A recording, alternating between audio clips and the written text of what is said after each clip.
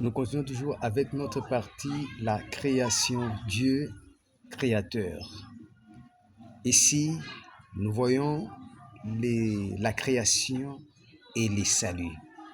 Les deux éléments sont une manifestation de l'amour de Dieu. Dieu nous a créés à son image et à la rédemption, Dieu nous restaure. Il donne à l'homme une identité. Donc, c'est une authenticité. L'identité perdue par l'homme à cause du péché. Dieu, par son Fils Jésus-Christ, il restaure l'homme. Il lui donne son identité longtemps perdue.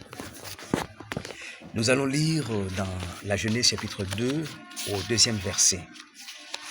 Genèse chapitre 2, verset 2. La Bible dit, nous commençons par le premier verset. Et les cieux et la terre furent achevés et toute leur armée, et Dieu eut achevé au 7e jour son œuvre qu'il fit, et il se reposa au 7e jour de toute son œuvre qu'il fit. Dieu a créé pendant 6 jours, et le 7e jour, Dieu s'est reposé de son œuvre. Tout était accompli. Il avait déjà tout créé, c'est pourquoi il s'est reposé.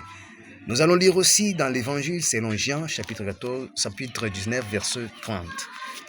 Jean, chapitre 19, verset 30. Ici, nous allons voir aussi une œuvre magnifique accomplie par le Sauveur Jésus-Christ qui marque la fin de son ministère terrestre.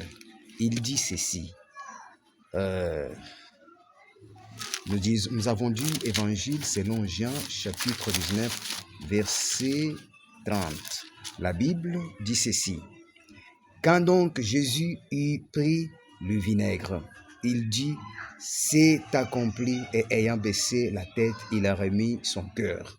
Dans d'autres versions on dit tout est accompli.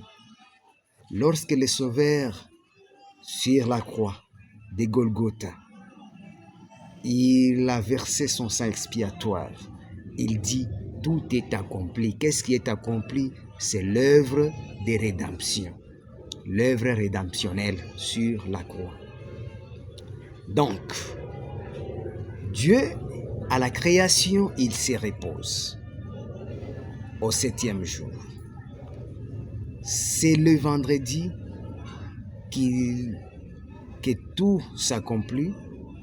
Et les samedis, 7e jour, sabbat, Dieu se repose. Ainsi, le Fils de l'homme Jésus, après sa crucifixion, après que tout soit accompli, après qu'il ait accompli l'œuvre rédemptionnelle sur la croix de Golgotha, il se repose aussi au 7e jour dans la tombe. C'est seulement dimanche matin qu'il va se réveiller. Donc, la création, c'est l'œuvre de Dieu. Dans la création, nous voyons aussi la rédemption de l'homme. Parce que Dieu considère l'homme, il a créé à son image. Le Sauveur Jésus est venu toujours restaurer l'homme qui a perdu l'image de Dieu.